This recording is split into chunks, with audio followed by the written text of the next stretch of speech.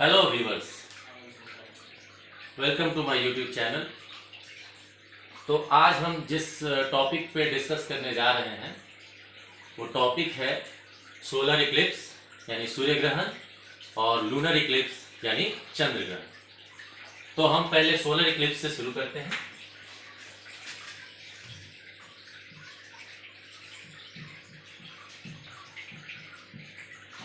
Solar Eclipse मतलब सूर्य ग्रहण। अब देखिए, ये सूर्य ग्रहण तो एक खगोलीय घटना है, लेकिन समाज में जो है इसके बारे में भ्रांतियां फैली हुई हैं कि सूर्य ग्रहण से जो है कुछ अनिष्ट होने का खतरा है। लोगों में पता नहीं किसी जमाने से जो है ये डर बैठा हुआ है कि सूर्य ग्रहण हुआ तो कुछ अनिष्ट हो जाएगा, जबकि ऐसा कुछ नहीं है। ये सिर्फ मिथ्या जो है अफवाह है और कुछ नहीं है। सूर्य ग्रहण एक है, ठीक है, और इसके अलावा कुछ नहीं है। तो सोलर इक्लिप्स यानी सूर्य ग्रहण होता क्या है? सूर्य का जो है एक परिवार है जिसको हम सौर परिवार बोलते हैं, और इस सौर परिवार में एक हमारा पृथ्वी ग्रह भी उसका जो है एक सदस्य है। तो अब ये समझिए, ये हो गया सन, सूरज। इसके चारों तरफ जो है 8 ऑर्बिट्स होते हैं, 8 कक्ष होते हैं, और 8 कक्ष में जो है एक एक ग्रह उस सूर्य के चारों तरफ जो है परिक्रमा करता है। तो हमारी पृथ्वी जो है, ये सन हो गया, ये हो गया मरकरी, ये हो गया वीनस, और ये हो गया अर्थ।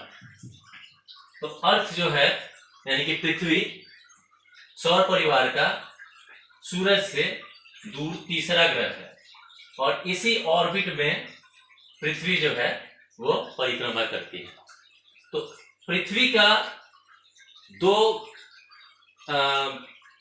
गति होता है, दो तरह से जो है पृथ्वी घूमती है। एक तो पृथ्वी जो है अपने ही एक्सिस पे, अपने ही धुरी पे घूमती है, जिसको हम बोलते हैं इस तरह से घूमती है।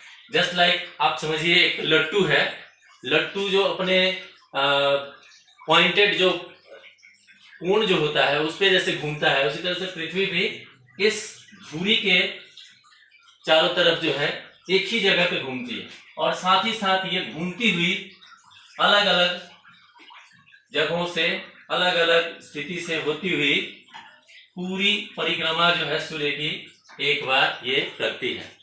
तो जो अपने धुरी पर घूमती है पृथ्वी, उस जो चक्र है उसको बोला जाता है रोटेशन। और पृथ्वी जब सूर्य के चारों तरफ ऐसे घूमती हुई एक कंप्लीट परिक्रमा करती है, उसको बोलते हैं रिवॉल्यूशन।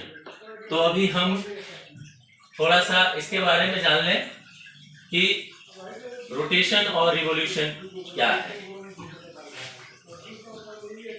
तो पहले हम रोटेशन जानते हैं। रोटेशन हिंदी में इसको बोलेंगे घूर्णन। जब पृथ्वी अपने धुरी के अक्रॉस घूमती है, तो इस चक्र को रोटेशन या घूर्णन कहा जाता है। और पृथ्वी अपनी घूर्णन को कंप्लीट करने में 24 घंटे का 24 आवर्स का वक्त लगता है। तो घूर्णन गति को कंप्लीट करने में पृथ्वी को 24 घंटे का वक्त लगता है। अब इस घूर्णन गति से पृथ्वी पर जो मौसम का रात दिन है, दिन रात है, वो इससे जो है निर्धारित होता है। अब मानिए ये सूर्य है, ये सन है और ये हमारी पृथ्वी है। तो अब ये अपनी धुरी पे घूम रही है, तो जो सूर्य के सामने, पृथ्वी का जो सतह सूर्य के सामने पड़ेगा, वहां पर सूर्य की किरणें डायरेक्ट इस एरिया पे पड़ेगी, इस क्षेत्र पे पड़ेगा और यहाँ पर हमें क्या मिलेगा? दिन मिलेगा। जबकि सूर्य के विमुख जो हिस्सा है वहां पे रात्रि होगी। ठीक है, कोई दिक्कत नहीं है। अब पृथ्वी का जो घूर्णन की दिशा है वो है फ्रॉम वेस्ट टू ईस्ट। तो अब जैसे जैसे पृथ्वी पश्चिम से पूरब की तरफ जाएगी, तो जो हिस्सा पृथ्वी का सूर्य के सामने आएगा वो वहां पे सूर्योदय होगा। तो सनराइज और सनसेट ऐसा कुछ नहीं है कि सूरज उगता है और डूबता है। सूरज अपनी जगह पे स्थिर रहता है और पृथ्वी जो है वो घूमती रहती है, जिसके कारण जो है ये दिन और रात होता है। तो जिस सतह पे, पृथ्वी के जिस हिस्से पे सूरज की रोशनी डायरेक्ट पड़ेगी वहां पर जो है दिन रहेगा, और जैसे जैसे वो पूरब, पश्चिम से पूरब की तरफ घूमेगी वैसे वैसे जो है दिन चढ़ता जाएगा और फाइनली जब वो हिस्सा इस तरफ कहीं आ जाएगा, पीछे आ जाएगा, यानी कि सूर्य से विमुख हो जाएगा, तो वहां रात्रि हो जाएगी। और फिर ये जो रात जहाँ पे है वो घूमते घूमते जब वो हिस्सा सूर्य के सामने आएगा तो वहां दिन हो जाएगा। तो इस तरह से जो है, जो हम बोलते हैं कि सूरज अस्त हुआ और सूरज का उदय हुआ, ये कुछ नहीं है, बस पृथ्वी की घूर्णन गति के कारण, घूर्णन प्रक्रिया के कारण होता है। तो ये तो हो गया हमारा रोटेशन। अब अगला जो इसका पृथ्वी का जो गति है वो है, उसको बोलते हैं रिवॉल्यूशन और हिंदी में परिक्रमा। तो अब हम रिवॉल्यूशन की बात करते हैं। रिवॉल्यूशन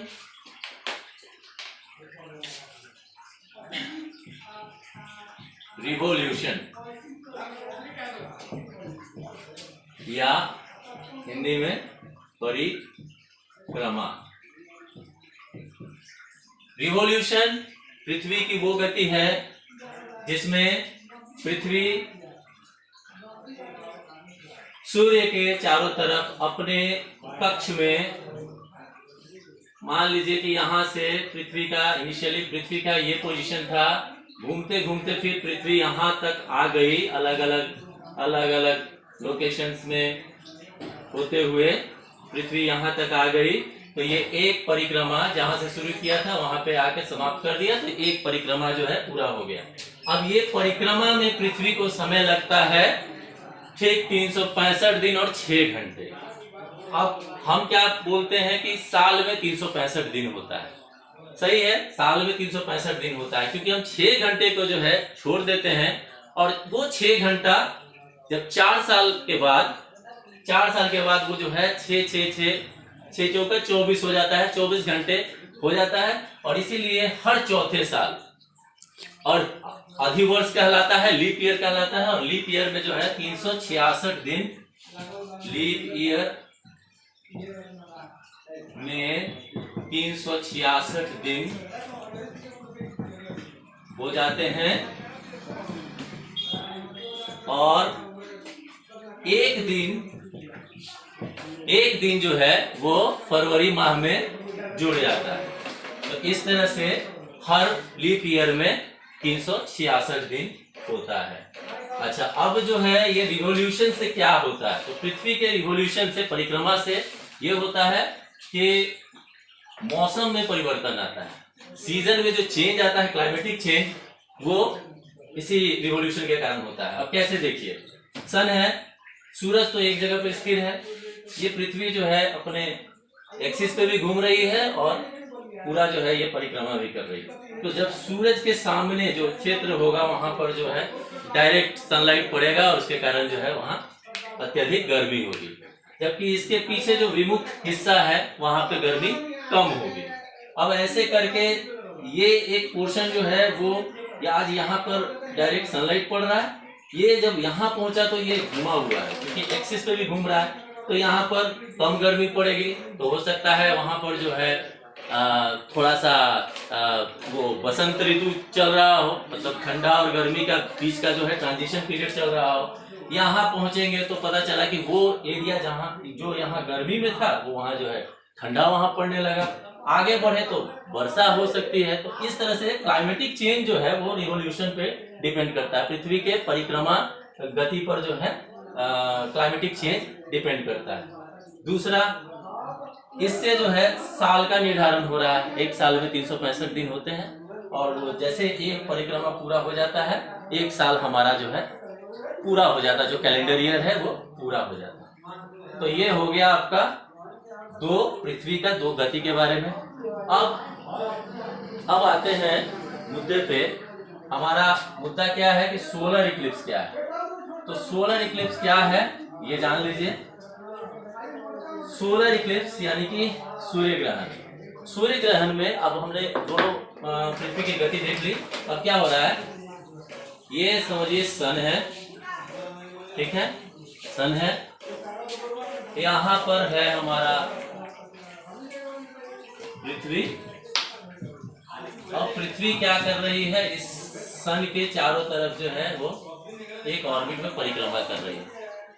और इस अर्थ का एक नेचुरल सैटेलाइट होता है जिसको हम चंदा मामा बोलते हैं, यानी हमारे चंद्रमा महाराज।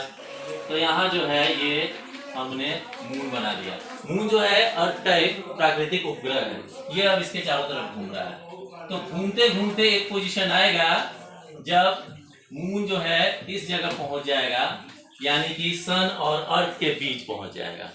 अब ऐसे में क्या होगा, मून का अपना लाइट होता नहीं है, अर्थ का भी अपना लाइट नहीं होता है, ना उपग्रह का अपना प्रकाश होता है और ना ग्रह का अपना प्रकाश होता है। तो अब क्या होगा कि सन जो है इसका रेज जो है वो अर्थ पे जाएगा, ठीक है, लेकिन इस मून के कारण बीच में ये हिस्सा जो है, ये हिस्सा सन का अर्थ पे व्यक्ति है, तो उसको ये हिस्सा जो है वो नहीं दिखाई देगा, क्योंकि ये मून तक जाकर टकरा के रह जाएगा, अर्थ पे जाएगा नहीं। जब अर्थ पे जाएगा नहीं तो रिफ्लेक्शन नहीं होगा, और रिफ्लेक्शन नहीं होगा तो ये हिस्सा जो है हमेशा अर्थ से डार्क दिखेगा। अब ये कंडीशन जो है, यही कंडीशन है सूर्य ग्रहण का। ये हिस्सा पृथ्वी से नहीं दिखाई देगा, तो ये कहा जाएगा कि सूर्य ग्रहण जो है इस पर्टिकुलर अर्थ के इस पर्टिकुलर हिस्से में सूर्य ग्रहण दिखाई दिया। अब क्यों कहा जा रहा है कि सूर्य ग्रहण इसी हिस्से में दिखाई दिया, क्योंकि सन के सामने जो है वही तो सूरज को देख पाएगा, पीछे तो रात हो गई है, इधर जो है इवनिंग हो गया है, तो सूर्य तो उधर वैसे भी नहीं दिखाई दे रहा है। यानी कि सूर्य ग्रहण हमेशा जो है दिन में होता है, सूरज के उपस्थिति में होता है, तो इस हिस्से में सूर्य ग्रहण दिखाई देगा। इसलिए कहा जाता है कि जब ग्रहण लगता है तो दुनिया के हर हिस्से में वो नहीं दिखाई देता, कुछ हिस्से में दिखाई देता है, क्योंकि जहां पे दिन होगा वहीं पे तो सूर्य दिखाई देगा, और जब सूर्य का ग्रहण लगेगा तो उसी हिस्से को दिखाई देगा और किसी को तो दिखाई देगा नहीं। तो ये कंडीशन है कि सन और अर्थ के बीच मून आ जाना, ये सोलर इक्लिप्स में सूर्य ग्रहण में होता है। तो हम इसको एक छोटा सा फॉर्मूला से भी याद कर सकते हैं, SME, S for sun, E for earth, और बीच में आ गया मून। तो ये हो गया हमारा सोलर इक्लिप्स का केस। अब थोड़ा बढ़ते हुए चंद्र ग्रहण को भी देख लेते हैं। चंद्र ग्रहण में क्या होता है, थोड़ा सा अंतर हो जाता है, लेकिन वही अंतर जो है बहुत निर्णायक भी हो जाता है, बिल्कुल ही अलग बात हो जाती है। इसमें क्या होता है, देखिए वही चीज है, सन है, यहाँ पर जो है आपका अर्थ है, और यहाँ आ जाता है एक छोटा सा हमारा मून, क्योंकि अर्थ के साइज के, अर्थ के डायमीटर के मुकाबले मून का डायमीटर बहुत छोटा होता है। तो अर्थ जो है वो इस ऑर्बिट में चलता है, मून जो है वो ये जियो स्टेशनरी ऑर्बिट में चलता है, क्योंकि ये अर्थ का प्लैनेट है, अर्थ का उपग्रह है, ठीक है, सैटेलाइट है। तो ये घूमता हुआ यहाँ आ गया था, तो सूर्य ग्रहण हो गया। अभी क्या होगा कि अर्थ जो है घूमता हुआ सन और मून के बीच आ जाएगा। मतलब क्या हुआ, सन और मून के बीच अर्थ आ गया, तो क्या हो गया, सन का लाइट जो है अर्थ से ये जो है ये जो सनलाइट है ये यहाँ तक नहीं पहुँच पाएगा, ये साइड से जो है थोड़ा थोड़ा पहुँचेगा, लेकिन अर्थ क्योंकि बहुत बड़ा है तो क्या होगा कि मून पर कोई सन का लाइट पहुँचेगा ही नहीं। जब पहुँचेगा नहीं तो रिफ्लेक्ट नहीं होगा। उस हालत में जब हम अर्थ से मून को देखेंगे, क्योंकि भाई अर्थ पे ही तो हमारे जैसे इंटेलिजेंट लोग मौजूद हैं, तो यही तो देखेंगे। तो मून को जब देखेंगे तो देखेंगे कि ये तो पूरा अंधेरे में पड़ा हुआ है। इस हिस्से में क्योंकि सन के विमुख है, देख लीजिए सन के सामने ये है, तो ये हिस्सा जो है चंद्र ग्रहण को नहीं देख पाएगा। हिस्सा जो है ये वाला चंद्र ग्रहण को देखेगा। क्यों? क्योंकि यहाँ रात हो रही है और रात में ही तो चंद्रमा दिखाई देगा। तो ये जो है मून को देखा, मून को देखा तो इस पे लाइट नहीं है तो रिफ्लेक्ट नहीं होगा, रिफ्लेक्ट नहीं होगा तो ये डार्क दिखाई देगा। So this is the case of lunar Eclipse. तो इसका आप सिंपल सा रख लीजिए, सन अर्थ एंड मून। तो सन अर्थ एंड मून ये एक आपका जो है लूनर इक्लिप्स का केस हो गया। लूनर इक्लिप्स में क्या हो रहा है, मतलब चंद्र ग्रहण में क्या हो रहा है, सूरज और चंद्रमा के बीच पृथ्वी एकदम अलाइनमेंट में आ जाना, ये हो गया लूनर इक्लिप्स। तो दोस्तों मुझे लगता है कि मैंने जो सूर्य ग्रहण और चंद्र ग्रहण और साथ ही साथ जो है रिवोल्यूशन और रोटेशन के बारे में जो आप लोगों को बताया, उसमें मुझे लगता है कि आप लोगों का कंसेप्ट क्लियर कर पाया होगा। और अगर इसमें किसी को कोई संदेह है, कोई डाउट है, तो मुझे मेरे टाइमलाइन पे कमेंट के साथ अपना सवाल पूछेंगे। मैं कोशिश करूंगा कि अपने जवाब से जो है आप लोगों को संतुष्ट कर सकूं। और अगर मेरा ये वीडियो, मेरा ये सेशन आपको रुचिकर लगा हो, कुछ भी आपको फायदेमंद लगा हो, तो सब्सक्राइब करना और शेयर करना ना भूलें। और मेरा जो है मनोबल सब्सक्राइब करके ऐसे ही बढ़ाते रहें, ताकि मैं अच्छा से अच्छा वीडियो डालता रहूं अपने चैनल के माध्यम से। जी, अब आज के लिए जो है इतना ही। धन्यवाद, आप लोगों का बहुत बहुत धन्यवाद।